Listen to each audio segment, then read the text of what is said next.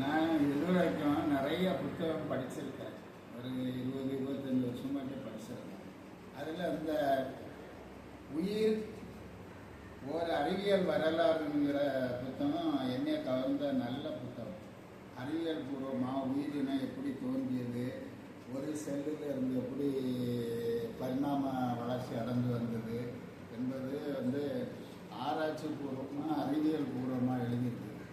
இது பள்ளி கல்லூரி மாணவர்களுக்கு மிகவும் பயனுடையதாக இருக்கும். அவங்க சிந்தனையை தூண்டக்கூடிய ஒரு நல்ல புத்தகம். இது மாணவர்கள் அனைவரும் வாங்கி படித்தால் பயன்பெறக்கூடிய ஒரு நல்ல புத்தகம். இது செல்லு கட்டமைப்பு, அது சார்ந்த அணு கட்டமைப்பு, இயற்கையினுடைய வளர்ச்சி காலகட்டம் எப்படி அதை இழுத்து கொண்டு வந்திருக்குது இத்தனை வருஷமாக, அந்த பரிணாம வளர்ச்சி, அது எல்லாம் அறிவியல் பூர்வமாக இதில் சொல்லியிருக்காங்க அந்த புத்தகம்.